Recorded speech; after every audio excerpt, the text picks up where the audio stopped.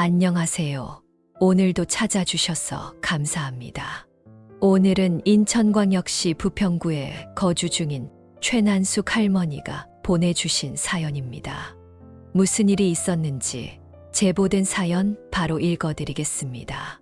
들어보시고 최난숙 할머니께 따뜻한 위로든 따끔한 조언이든 해줄 수 있는 말이 있으면 말씀해 주시길 바랄게요. 이야기를 들으시면서 여러분의 경험에 비추어 볼 때 이런 상황을 어떻게 해결하셨는지, 혹은 주변에서 비슷한 경험을 한 분이 계셨다면 그분들은 어떻게 대처하셨는지 공유해 주시면 좋겠습니다. 좋아요와 구독 그리고 알림 설정 눌러주시면 올라오는 사연 함께 들어보실 수 있습니다. 그럼 사연 바로 읽어드리겠습니다. 안녕하세요. 뒤통수 한 번 거나하게 맞은 70대 여자입니다. 구밀복검이라는 말을 아시나요? 입에는 꿀이 있고 뱃속에는 칼이 있다는 의미로 말로는 꿀처럼 달콤한 말을 하지만 속으로는 언제 어디서 상대방의 등에 칼을 꽂을 준비를 하고 있는 음흉한 사람을 칭하는 말이죠. 이런 사람은 인생에서 절대 만나지 않길 바라지만 어쩌다 보니 제가 그런 사람을 제 인생에 들이게 되어 이렇게 사연까지 보내며 제 고민을 털어놓게 됐네요. 어디서부터 시작해야 할지 모르겠지만 일단 제게는 긴 시간을 버틸 수 있게 해준 3명의 자식들이 있습니다. 20년 전 남편이 먼저 세상을 떠난 후 혼자서 식당을 운영하며 살아온 저의 유일한 가족이자 힘이 되어준 그런 아이들이죠. 지금은 다들 나이를 먹고 집안일도 알아서 잘 해나가고 있지만 그래도 제 눈에는 여전히 콧물도 못 닦고 양말 한 짝도 못 신던 그때 그 모습이 보이기도 합니다. 아마 이런 마음 때문에 이런 일이 시작된 게 아닌가 싶어요. 큰아들은 제약회사 영업직으로 근무 중인데 성격이 아버지를 닮아 느릿하고 수더분한 자식입니다. 학생 때부터 제가 하는 가게에 자주 와서 제가 일하다가 연탄불에 다치기라도 할까봐 제일 먼저 불 옮기는 일을 도와주곤 했죠. 그리고 둘째 아들은 제일 조용하고 속이 깊은데 회사 다니다가 지금은 제 친구와 스타트업인지 뭔지 사무실 하나 차려서 일하고 있어요. 그리고 우리 막내딸 조용한 우리 집에서 유일하게 말 많고 그래서 활기를 살려주는 예쁜 막내딸은 성격이 저랑 똑 닮아서 호불호가 강한 성격인데 현재 도서관에서 근무하고 있습니다.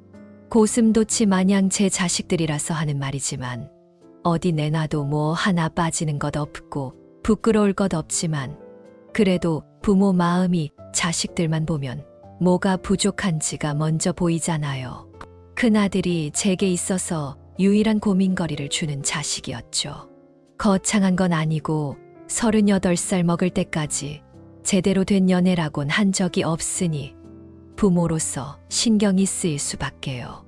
외모도 능력도 성격도 혼자 있을 애가 아닌데 이상하게 성인이 되고 나서 큰아들이 누굴 만난다더라, 연애를 한다더라 하는 말을 들어본 적이 없습니다.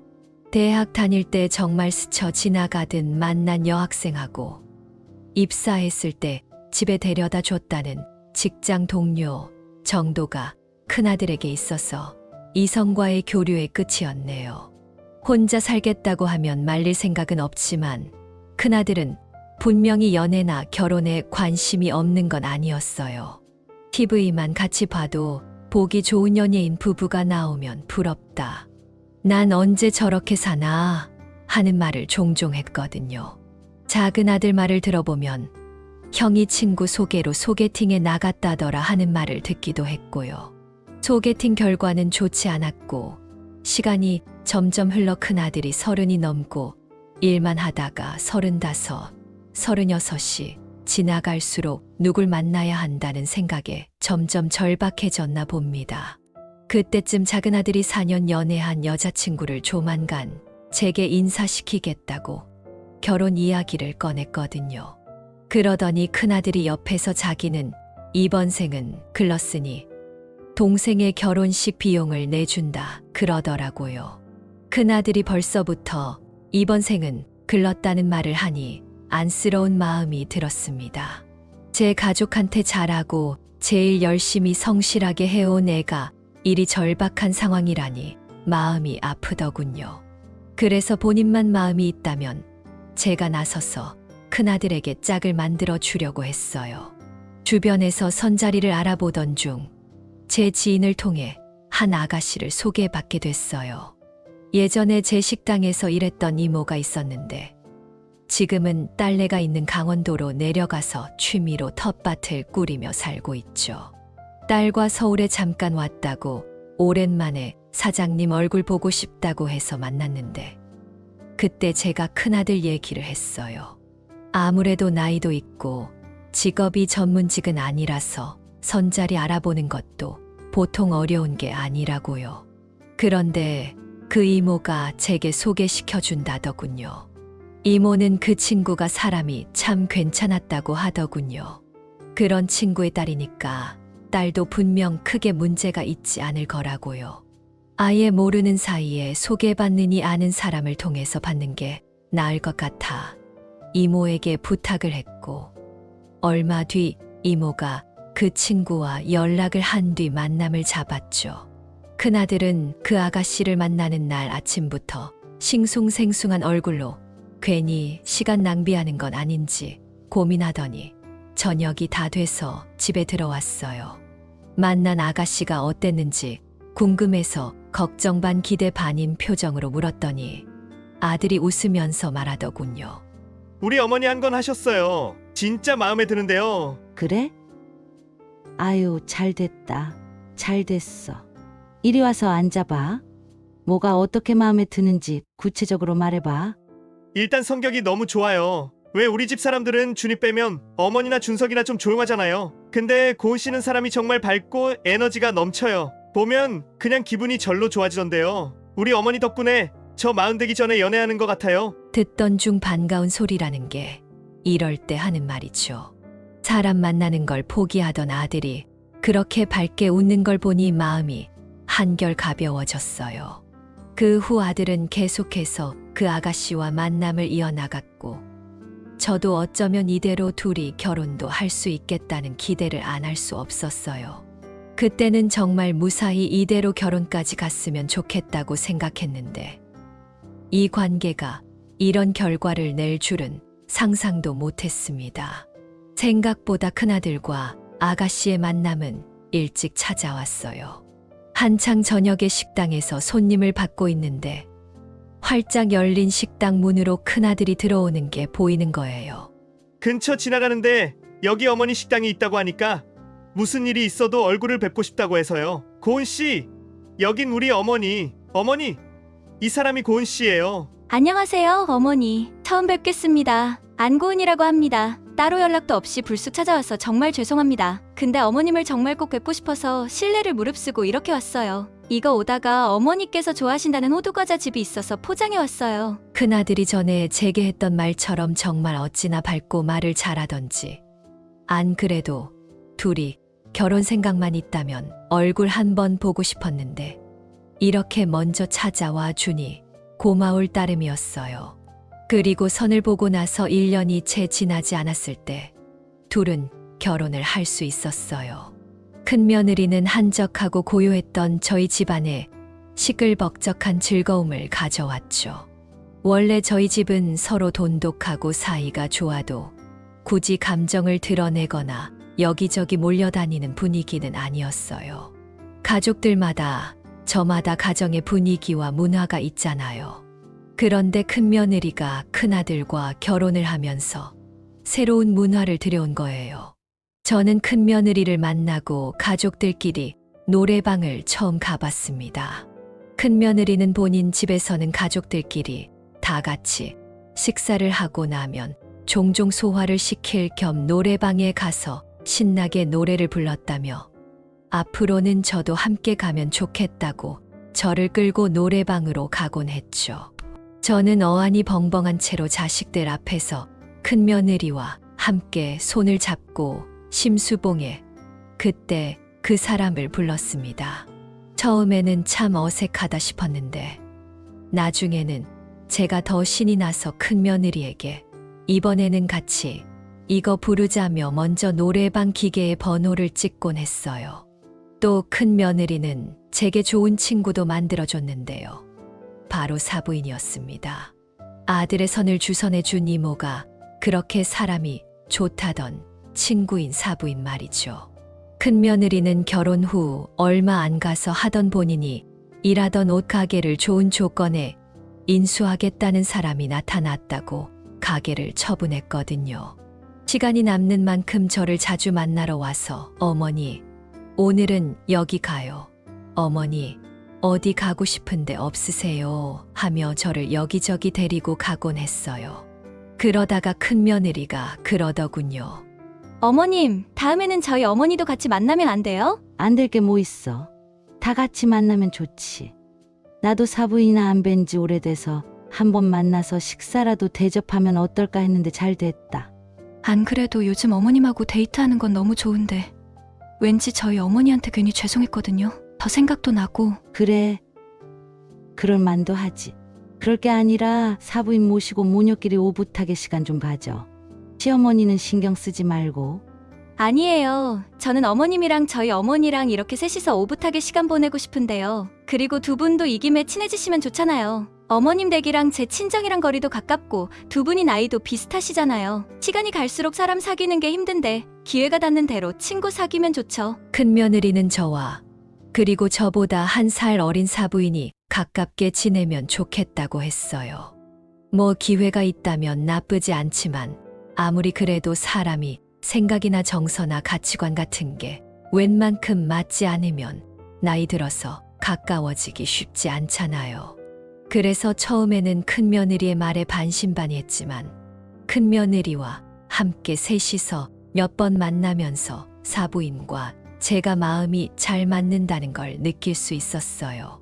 그렇게 생각한 건 자식을 키우는 부모로서의 가치관이 비슷하다는 걸 어렴풋이 알았을 때 확신할 수 있었죠.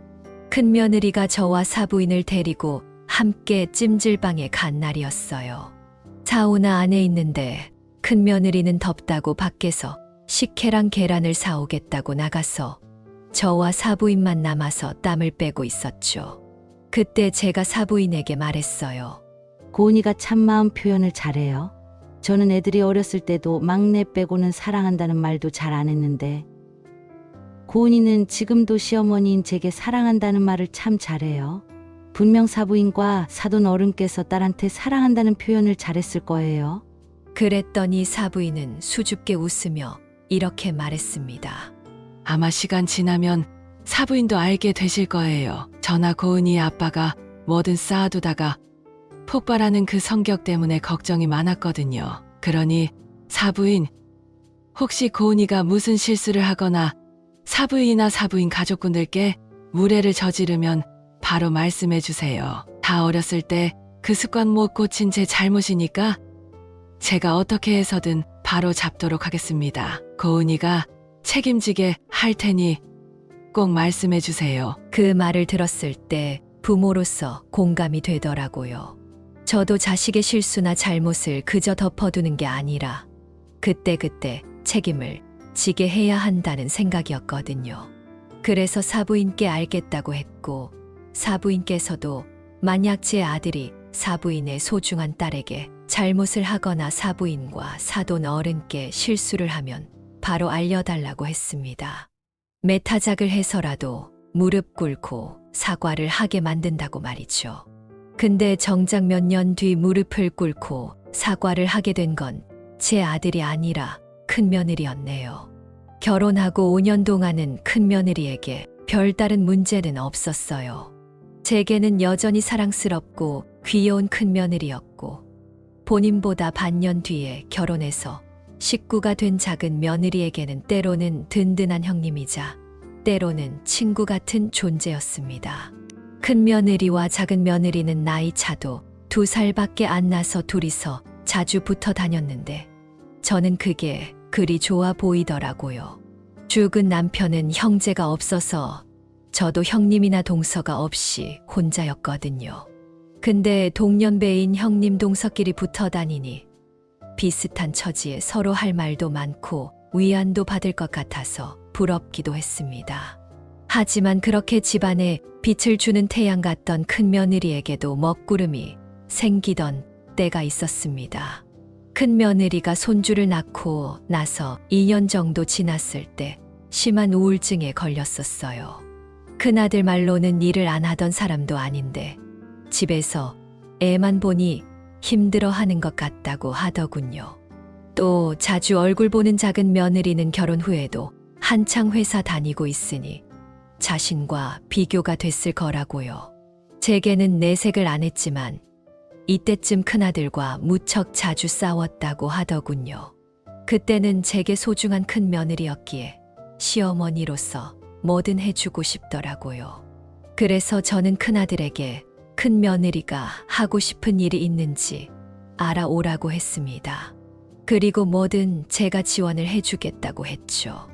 나중에 큰아들이 와서 큰 며느리가 프랜차이즈 카페를 해보고 싶단 얘기를 했다고 해서 그럼 그 분점을 내는 비용을 제가 부담할 테니까 큰 며느리에게는 내가 줬다는 말 하지 말고 네가 따로 모아둔 돈인 척하라고 했어요. 큰 며느리는 분명 제 도움이었다면 마다했을 것 같았거든요.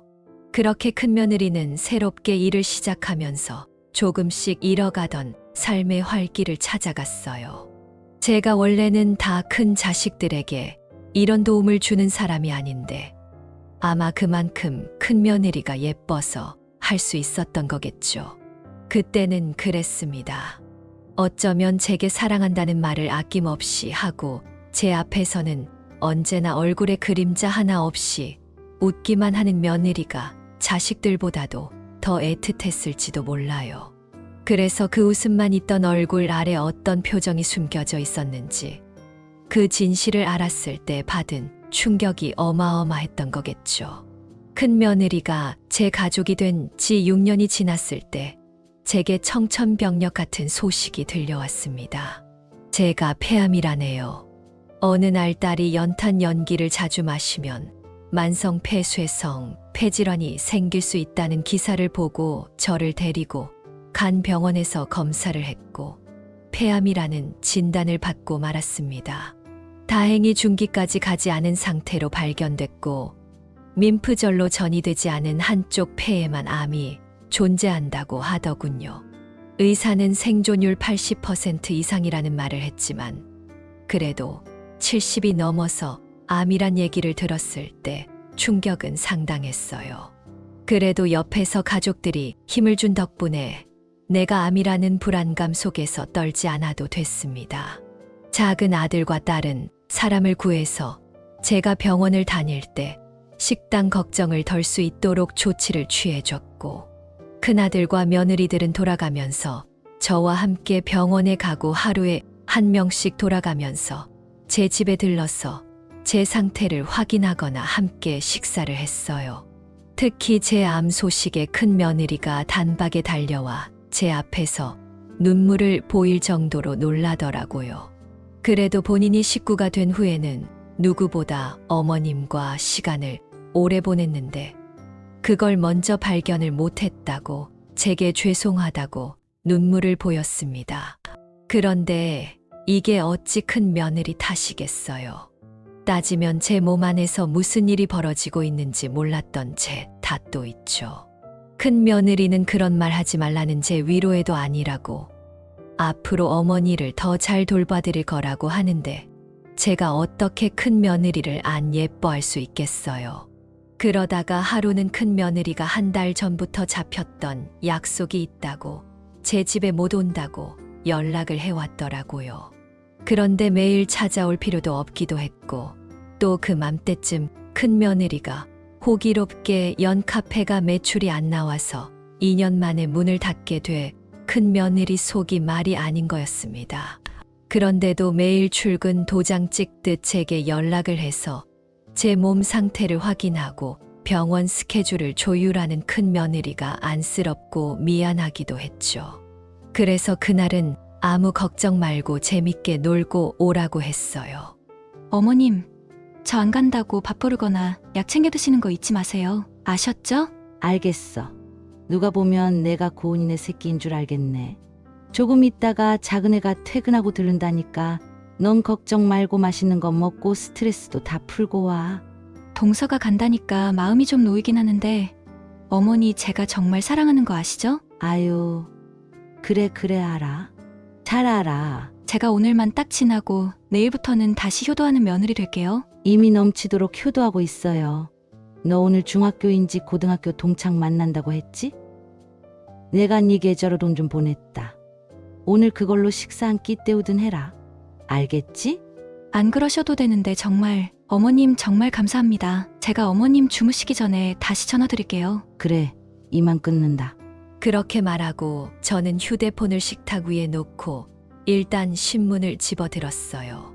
그런데 혹시 여러분은 통화를 하다가 끊었을 때 내 쪽에서나 상대방 쪽에서 전화가 끊기지 않아서 통화가 계속되고 있었던 경험 있으신가요? 다시 신문을 읽다가 얼마 안 있어서 뭔가 사람 말 소리 같은 게 아주 미세하게 들리기 시작했고 무슨 일인지 싶어서 소리의 근원지를 찾다가 소리가 흘러나오고 있는 휴대폰을 들어 제 귀 가까이 댔을 때 저는 얼마 안 있어서 충격에 몸이 굳을 수밖에 없었습니다. 휴대폰에는 아직도 큰 며느리와 통화 중이라는 화면이 찍혀 있었고 아무래도 이 사실을 모르는 큰 며느리는 계속해서 같이 있는 사람에게 말을 하고 있더라고요. 진짜 명줄이 겁나게 길어. 나는 또 암이라길래 혹시나 하고 기대했는데 이건 뭐 암이고 뭐고 벽에 아주 똥칠할 때까지 살 것 같다니까. 야, 너 아무리 그래도 네 시어머니 욕은 너무한다. 언제는 좋아 죽으려고 하더니 다 가식이고 말뿐이었네. 너도 회사 생활하면서 그러잖아. 나도 시댁만 가면 회사 생활이나 다름없어. 제가 대체 무슨 얘기를 들은 건지 모르겠더라고요. 멍하니 휴대폰으로 아주 작게 들려오는 대화 소리를 듣고 있었는데 또렷하게 큰 며느리의 목소리가 또다시 이런 말을 내뱉었습니다. 야, 아무리 그래도 며느리 가게가 망했는데 어떻게 땡전 한 푼 안 줄 수 있냐? 내가 진짜 더럽고 치사해서 이렇게 붙어서 아양 떨고 가식이랑 가식은 다 떨고 있는데도 나중에 연금이랑 모아놓은 재산 중에 뭐 하나 떨어지는 거 없어 봐. 내가 아주 지옥 끝까지라도 쫓아가서 받아낸다. 그 말을 듣고 더 이상 그 대화 내용을 들을 수가 없더라고요. 발끝 손끝이 차갑게 굳어가는 것 같은 느낌에 놀라서 제가 먼저 통화를 종료할 수밖에 없었습니다. 그리고 한동안은 멍하니 있었어요. 분명 큰 며느리 목소리인데 그 목소리로 하는 말은 큰 며느리가 전혀 하지 않을 법한 그런 말투라서 더욱 저를 혼란스럽게 만들었습니다. 그러다가 한 3040분 정도 지났을 때 작은 며느리가 제 집에 찾아왔어요. 작은 며느리를 보고 정신을 차린 저는 치밀어 오르는 배신감을 참지 못하고 방금 제가 들은 대화 내용을 설명했습니다. 의아해하던 작은 며느리의 표정은 어느 순간 딱딱하게 굳어서 어두워졌고 설명을 다 끝낸 저는 울분을 토해냈습니다. 이게 말이 되니? 뭐 암이라고 해서 내 연금이랑 재산을 기대를 했다고? 그 말이 지금 나 죽는 날 기대하고 있다는 거랑 뭐가 달라? 지연아, 얘 원래 이랬니? 원래 지금까지 내 앞에서 세상 사랑스러운 며느리 연기했던 거 그거 다 거짓말이었던 거야? 너랑 둘이 만나면 내 욕하고 그랬어? 아니에요. 어머님, 맨정신으로나 술 취해서도 어머님 힘본 적 없어요. 아주버님이라면 모를까.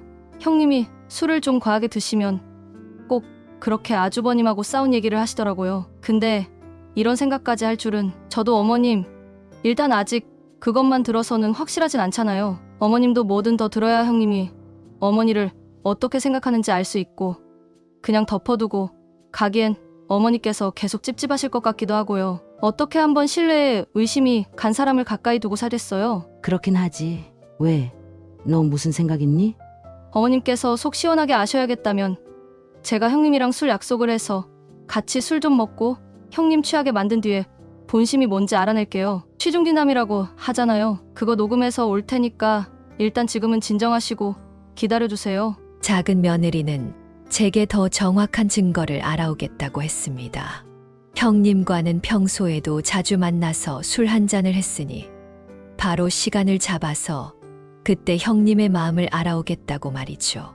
그리고 며칠 뒤 작은 며느리는 큰 며느리와 약속을 잡았고 작은 며느리는 실시간으로 제게 문자를 보내며 작전 진행 상황을 보고했어요.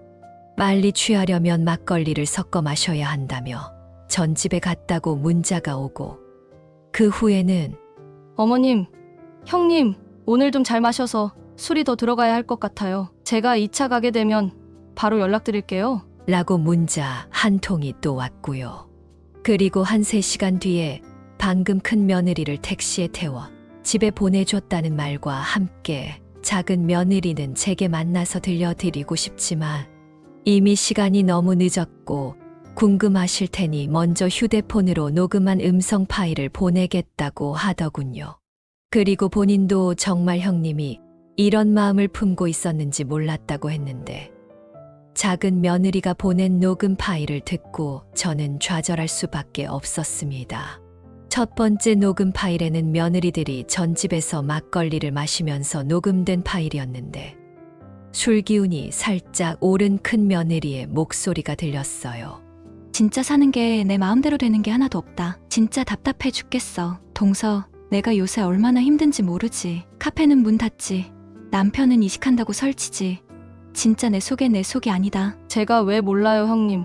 알아서 오늘 이렇게 같이 술 마시자고 한 거잖아요. 알긴 무슨. 그럼 동서 이것도 알아? 우리 어머니 엄청난 부자인 거. 어머님 지금 하는 연탄불고기집 장사도 잘 되는데 터도 좋고 심지어 몇 번 TV에 맛집으로 나왔잖아. 솔직히 지금도 돈을 아주 갈퀴로 긁어서 버실걸. 그 돈으로 연금보험도 빵빵하게 넣어두셨더라고. 근데도 어떻게 아들네가 힘든데 돈 한 푼 안 보태주시냐 이거야. 진짜 정 떨어져. 남편 말로는 우리 엄마가 원래 그렇다는데 말도 안 되는 소리 하지 말라 이거야. 세상 어느 부모가 재산 이래저래 20억 가까이 되는데 자식이 힘든 거 두고 보기만 할 수 있어? 진짜 내가 어머니는 도와주시면 숨통이 좀 트일 텐데. 동서, 이거 동서만 알고 있어. 사실은 내가 카페 망하고 너무 불안해서 친구 따라서 주식을 좀 했었어. 왜 너도 나도 개미 투자자라고 했을 때 있잖아. 네? 주식이요? 아니, 형님. 갑자기 무슨 주식이에요? 이거 아주버님은 아세요? 모르지. 그걸 어떻게 말해. 그래서 내가 어머님 돈이 절실한 거 아니야. 동서도 나랑 어머님 좀 설득하자. 세상 뜨기 전에 있는 재산 좀 정리하자고. 원래 세금 문제 때문에 죽기 전에 중간중간 증여한다고 하는데 우리 어머님은 아예 생각이 없는 건지. 어차피 그 돈 곧 있으면 우리 돈 아니야? 근데 지금 주든 나중에 다 죽고 주든 그게 뭐가 다른 거냐고. 나 진짜 요새는 어머니가 그냥 빨리 돌아가셨으면 좋겠어. 돌아가시고 남은 재산으로 자식들 좀 편하게 살게. 형님 말이면 다인 줄 아세요? 그 돈이 형님 빚 갚기 위해 있는 돈도 아닌데 대체 왜 그러세요? 제발 작작 좀 하세요. 작작 좀. 큰 며느리의 불평불만과 저에 대한 한풀이는 자리를 옮겨 2차를 갔어도 끝나지 않았습니다. 큰 며느리는 혀가 잔뜩 꼬인 목소리로 본인이 주식으로 8천만 원을 날렸다고 고백을 했죠. 왜 큰 며느리가 계속 돈돈하며 재산을 나눠주지 않는 저에 대한 불만을 말하는지 알겠더군요. 주식으로 날린 눈앞에 있는 빚더미에 당장 깔려 죽을까 무서워서 마지막 발악을 하듯 주변에서 돈 나올 구멍인 제게 그 불안과 불평이 향하게 된 거죠. 참담했습니다. 지금까지 6년 동안 내가 얼굴 보고 살아왔던 사람은 누구고 내 앞에서는 늘 사랑스러운 모습의 큰 며느리가 어찌 그런 사람이었는지. 저를 우습게 알아서 돈을 안 주는 거라고 저를 욕심 많은 노친네 취급을 하는 큰 며느리 중 무엇이 진짜 모습인지 혼란이 오기 시작했어요. 아니, 소름 끼치기까지 했네요. 지금까지 날 보면서 속으로는 무슨 생각을 더 했을까 무섭고 소름이 끼쳤습니다. 당장 재산을 받기 위해 속으로 제가 죽길 간절히 바라는 사람과 어떻게 가족으로 묶여 있을 수 있겠어요? 저는 그래도 이 무섭게 이중인격인 인간과 같이 사는 사람에게 먼저 이 사실을 알려야 한다고 생각을 했고 그 녹음 파일을 큰아들에게 보냈습니다. 휴대폰으로 파일을 보내고 얼마 뒤 큰아들에게서 전화가 왔어요.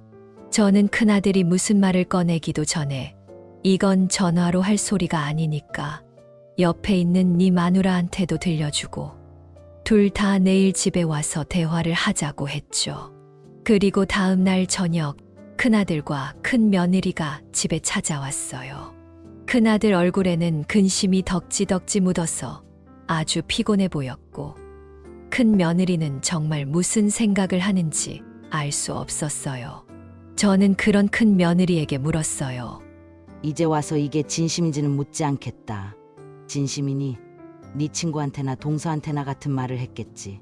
그것도 이 시어미가 얼른 죽고 재산 받고 싶다는 말을 말이야. 어쩜 이리 감쪽같이 속일 수 있니? 너 정말 내 아들하고 결혼하기 전부터 오로지 내 재산을 노리고 그리 살갑게 굴었던 거냐? 당신 왜 말을 못해? 어머니가 물어보시잖아. 입이 있으면 해봐. 어떻게 당신을 그렇게 아껴주신 어머니 뒤에서 이럴 수 있는지. 오기 전에 입을 꿰맨 건지 입술을 꾹 다물고 아무 말도 안 하던 큰 며느리가 드디어 입을 열고 제게 했던 첫 마디가 뭔지 예상이 가시나요? 어머님, 이거 엄연한 범죄인 거 아시죠? 보안이 동서시켜서 몰래 대화 녹음하라고 하신 것 같은데 동서도 진짜 너무하네. 근데 어머님도 떳떳할 거 없으세요. 며느리들 대화 녹음한 건 그럼 잘한 건가요? 무슨 이런 궤변이 다 있나 했습니다. 지가 잘못한 거 다 미루고 그저 본인이 진짜 피해자라는 뻔뻔함. 도를 넘어도 한참을 넘었죠. 저는 아직까지 잘못한 거 없다고 눈을 부릅뜨고 저를 보는 큰며느리에게 말했습니다. 그래. 어디 고소할 거면 고소해라. 상관없으니까. 지금 내가 너한테 묻고 있는 건 어떻게 그렇게 두꺼운 철판을 깔고 신나게 내 뒤통수를 쳤냐 하는 거니까. 뒤통수는 어머님이 치셨죠. 동서랑 짜고 저 바보 만드셨으니까요. 그거 따지고 보면 이 문제 어머님이 먼저 나서서 저나 이 사람 도와줬으면 없었을 일이에요. 어머님 돈 잘 버시잖아요. 식당도 장사 잘 되는데 왜 그렇게 가족한테 인색하세요? 저 카페 망했을 때도 어머니 저한테 위로만 해주셨지 실질적인 도움은 하나도 없잖아요. 돈 벌어서 본인 보험에만 그렇게 쏟아부으시고 죽을 때 돈 다 가져가려고 그러세요? 모르는 소리 하지 마라. 나 없었으면 너 애초에 그 카페 문도 못 열었어. 너 그 카페에 가맹점 내는 돈, 계약금의 초기 재료비 같은 거 누가 부담했는데. 준하기한테서 너 우울증 걸렸다는 얘기 듣고 내가 먼저 도와주겠다고 준하기한테 돈 보낸 거야. 내가. 아니 그게 무슨... 그리고 네 말대로 어디 한번 따져보자. 내가 물심양면으로 도와준 가게 망했으면 부끄러운 줄 알아야지. 다 됐다. 다 필요 없어. 나를 그저 언젠가 콩껍질 떨어질 그림의 떡인 줄 생각했다면 끝까지 너한테는 그림의 떡으로 남아주마. 그리고 장사라는 게 원래 잘 되다가도 안 되기도 하고 그런 거야. 그래서 혹시 모르니까 니네들한테 손 안 벌리려고 보험 들어둔 거고. 어머니, 솔직히 제가 뒤에서 어머님 욕을 한 건 사실인데요. 그렇다고 직접 뭘 한 건 아니잖아요. 뒤지기만 했지. 제가 어머님 재산을 탕진하기로 했어요? 사기를 쳤어요? 그렇다고 때리기라도 했어요? 어머님, 지금 너무 오버한다고 생각 안 하세요? 나는 그런 것들보다 네가 더 무서워. 네가 이렇게 사람을 잘 속이고 진심인 척 아니 척하면서 간보고 재보다가 이 사단을 낸 네가 더 무섭고 끔찍하다고. 너 똑똑히 알아둬라. 네가 당장 해결해야 할 돈 문제가 생겼으면 뒤에서 호박씨나 까면서 나 죽는 날 기다리는 게 아니라 와서 도와달라고 싹싹 비는 게 우선인 거야. 안 되겠다. 너 반성할 생각 하나 없는 것 같으니까 당장 나가. 너희들이 어떻게 헤어지든 말든 이제 상관없으니까 당장 내 집에서 나가라고. 끝까지 변명해 남 탓을 하는 며느리의 모습에 이성이 날아갔습니다. 저는 소리를 지르면서 큰 며느리에게 나가라고 고함을 질렀고 끝까지 안 나가고 버티던 큰 며느리를 끝내 큰아들이 붙들고 끌어내듯 집 밖으로 내보냈어요. 큰아들은 끝까지 용서를 구하는 말 하나 없이 남 탓과 변명만 하던 큰 며느리에게 끝내 이혼이라는 두 글자를 말했고 그렇게 큰 며느리를 친정으로 보냈죠. 큰아들이 큰 며느리를 친정으로 보냈단 얘기를 듣고 저는 불현듯 사부인이 제게 했던 말이 떠올랐습니다. 부디 본인의 딸이 저희 가족에게 무례를 범한다면 알려달라고 했던 그 말입니다. 저는 사부인에게 녹음 파일을 보냈고 바로 문자로 사부인의 큰딸이 제가 언제 죽나 기도를 하고 있었습니다 라고 보냈습니다. 친정에 도착한 큰며느리가 본인의 죄에 대한 책임을 질 수 있게 말이죠. 그 문자를 제가 큰며느리를 내쫓은 다음 날 오전에 보냈는데 그날 저녁에 사부인에게서 전화가 오더라고요. 사부인은 다 쉰 목소리로 제게 말했습니다. 사부인, 제가 입이 10개라도 당장 사부인께 드릴 말씀이 없습니다. 정말 죄송하다는 말씀도 지금 사부인께 드리기에 너무나 가볍게만 느껴져서 섣부르게 할 수가 없습니다. 사부인께서 저희 고은이를 얼마나 예뻐하셨는지, 얼마나 아끼셨는지 알아서 더욱 죄송합니다. 딸 자식 돈에 눈먼 귀신으로 키워서 뭐라 할 변명의 여지가 없지만 부디 저희 죄를 알고 뉘우치고 있는 제 딸의 마음을 조금이나마 알아주시길 바랍니다. 정말 죄송합니다. 사부인은 끝내 울음을 터뜨리며 제게 용서를 빌었습니다. 같은 부모된 마음으로 저도 같이 눈물이 나더라고요. 자식이 이런 식으로 자라나길 바란 부모가 세상 천지에 어디 있겠습니까? 그만큼 부모 노릇이 어렵다는 거겠죠. 며칠 후 사부인에게 등이 떠밀려 온 건지 알 수 없지만 큰 며느리는 저를 찾아왔습니다. 모자를 푹 눌러 쓰고 왔는데 이럴 수가. 쇄골 아래까지 오던 긴 머리는 어디 가고 듬성듬성 길이가 안 맞는 쇼컷이 된 큰 며느리가 저와 눈도 못 마주치고 서 있는 게 아니겠어요. 제가 놀라서 머리만 보고 있으니 큰 며느리는 덜 자란 짐승의 털 같은 본인의 머리카락을 만지면서 그러더라고요. 내 가서 어머니가 잡아뜯고 가위로 잘랐어요. 머리 검은 짐승은 거두는 게 아니라는 말을 네가 증명했다. 그 검은 머리 다 뽑아버린다고 어머니가 이렇게 자르셨어요. 처음에는 왜 어머니가 제 편을 들어주시지 않나, 왜 제 상황을 이해해 주시지 않나 서운하고 원망도 했는데 제가 누굴 원망할 자격이 안 되죠. 어머님께 그런 잘못을 했는데 어머님 죄송합니다. 제가 그냥 제 입장만 생각을 했어요. 어머님이 뒤에서 제게 어떤 은혜를 베풀어 주신 줄은 헤아려 볼 생각도 안 하고, 아니 어머니께서 그런 은혜를 안 베푸셨다고 해도 저는 어머니께 그랬으면 안 되죠. 믿어주실지 모르겠지만 저 처음부터 어머님 재산 노린 거 아니었어요. 그냥 카페가 그렇게 망하고 제 자신이 너무 한심해서 어떻게든 제가 까먹은 돈 메꾸려고 주식을 해봤는데 그게 안 되니까 벼랑 끝에 내몰린 것 같았어요. 근데 당장 절 제일 예뻐해 주신 어머니께서는 제가 카페 접은 뒤에는 모른 척 하시는 것 같아서 그래서 원망했어요. 죄송해요 어머님. 제가 정말 돈에 눈이 멀었었나 봐요. 큰 며느리의 말이 인간으로서 이해가 안 되는 건 아니었습니다. 돈 무서운 거 누가 모르겠습니다. 당장 카드값 몇백만 원이 밀려도 가슴이 아프도록 답답한 게 인간이거늘. 그래서 제가 악착같이 장사하면서도 여기저기 연금보험이다 뭐다 들어놓는 거 아니겠습니까? 하지만 그렇다고 앞에서는 처음 모습 그대로 사랑스러운 며느리처럼 굴다가 뒤에서는 돈 몇 푼 쥐어주지 않는다고 죽는 날을 고대한다고 하더니 큰 며느리의 두 가지 모습의 진리 마음은 쉽게 사라지지 않았네요. 저는 말을 마치고 울음을 참는 큰 며느리에게 그동안 자식들에게도 말하지 않았던 비밀을 말했습니다. 내가 너희가 선보기도 전에 경기도에 땅을 하나 샀어. 나도 너처럼 투자를 한 거지. 그리고 재영이가 초등학교 들어가면 그 땅 팔아서 너희 주려고 했다. 아무래도 애가 크면 들어가는 돈이 배는 많아지니까 이건 준하기도 모르는 일이고 나는 아무 생각 없이 식당하면서 돈만 모은 거 아니야. 내 자식들이 내가 번 돈으로 조금이나마 이 험난한 세상을 편하게 살기 바라지만 그렇다고 처음부터 내 돈으로 편한 인생만 사는 거 원치 않아서 정말 힘들고 어려울 때를 대비해서 그렇게 여기저기 투자를 하고 돈을 모으고 있던 거였어. 그런데 넌 나를 죽기 직전까지 돈을 손에서 안 놓는 지독한 노인네로 만들었어. 그거 아니? 알아요 어머니. 정말 죄송해요. 이건 도무지 그저 죄송할 일로 끝날 일이 아니구나. 내가 널 정말 믿고 사랑한 만큼 실망감이 커서 그래. 언제 너를 용서하게 될지 모르겠지만 그게 그리 이르게 오지는 않을 것 같구나. 제 마지막 말에 큰 며느리는 오열을 했습니다.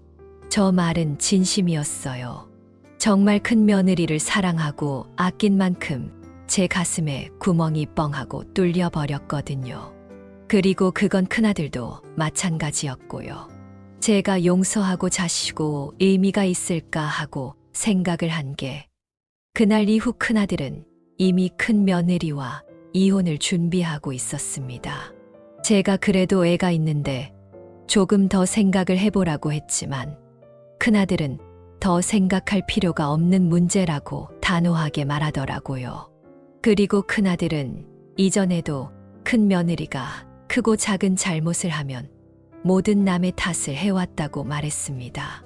카페가 망했을 때도 큰 며느리는 큰아들에게 당신이 끝까지 날 안 믿어줘서 그렇다. 나를 믿어줬으면 어디서 대출이라도 당겨와서 나를 도와줘야 하는 거 아니냐고 따졌다네요. 그 후에 큰아들이 이직을 준비하고 싶다고 했을 때는 당신은 나를 안 믿어주고 응원도 안 해줬는데 나도 해주기 싫다고 이직 자체를 반대했다고 합니다. 아무래도 큰아들은 저보다도 더 오래 큰 며느리의 변명과 남 탓하는 나쁜 습관에 당해온 것 같더군요. 거기서 제가 더 이상 무슨 말을 할 수 있겠어요. 그저 내 인생이니 알아서 뭐든 너나 손자에게 최선의 선택을 하라고 말했습니다. 그리고 큰아들이 이혼 소송을 시작하고 나서 얼마 안 있어서 큰며느리가 손자를 데리고 저를 찾아왔는데요. 울면서 제발 남편의 마음을 돌려달라고 비는 큰며느리를 보고 저는 그냥 집으로 돌려보낼 수밖에 없었습니다. 이미 제 손을 떠난 일이라고 말이죠. 큰아들은 아직 큰며느리와 이혼 소송 중에 있지만 참 신기하죠. 큰며느리에게 제가 언제 죽나 기다린다는 소리를 들었어도 울면서 용서를 구하고 제발 큰아들의 마음을 돌려달라 간절히 비는 큰며느리의 처절한 얼굴이 머릿속을 맴도는 게 말입니다. 사람의 기억은 미화되고 끝내 남는 건 내게 잘했던 기억이라는 게 정말 맞는 말인가 싶습니다. 그래도 제 손을 잡고 함께 노래를 부르고 아픈 저를 위해 울어줬던 모습도 큰며느리 한 부분이고 돈에 쫓기다가 제가 가진 재산을 탐낸 모습도 큰며느리 한 부분이니까요. 불행 중 다행으로 제 몸 상태는 꽤나 호전되고 있습니다. 지금까지 있었던 충격적인 일에서 받은 스트레스가 있었음에도 아직 완치까지는 아니지만 걱정할 만큼의 시기는 무사히 넘길 수 있었네요. 하지만 큰며느리에 대한 제 마음은 그냥 넘길 수가 없었어요. 지금도 하루에 몇 번씩 그 아이를 용서해야 하나 고민을 하고 있으니 말이죠. 지금 저는 작은 며느리 도움으로 이 사연을 작성하고 있는데요. 작은 며느리는 제게 어머님 마음속에 형님을 용서하고 싶은 마음이 있어서 사연을 보낼 마음을 먹은 건 아니냐고 하더군요. 작은 며느리는 아주버님과 이혼과는 별개로 같이 오랫동안 좋은 기억을 공유했던 사람으로서 어머니께서 형님을 용서하고 싶으시다면 용서하는 게 맞는 일 같다고 지금 사연을 마무리하면서 제 마음을 위로해주고 있습니다. 납득은 가지만 왜 이리 마음이 갈팡질팡하는지. 만약 여러분이 제 입장이라면 여러분은 어떤 선택을 하실 것 같나요? 큰아들과 큰며느리의 이혼 소송이 마무리되어 가고 있지만 저는 아직 제 마음을 제대로 결정하지 못했습니다. 그래서 이렇게 사연을 보내 여러 가지 의견을 듣고 참고해서 제 마음의 방향을 정하려고 해요. 이야기를 끝까지 들어주셔서 감사합니다. 부디 많은 분들께서 제게 조언과 응원을 해주셨으면 더할 나위 없이 좋겠습니다. 여기까지가 최난숙 할머니의 사연인데요. 여러분은 어떻게 들으셨나요? 이 사연은 최난숙 할머니가 보내주신 사연으로 사연자님의 입장에서 작성되어서 최난숙 할머니님께 유리하게 작성되었을 수도 있습니다. 같이 댓글로 의견 나누어 보았으면 합니다. 최난숙 할머니의 사연 영상이 주는 교훈이 유익하시다면 좋아요와 구독, 그리고 다른 지인에게 공유 부탁드리며 저는 그럼 다음 사연에서 뵙겠습니다.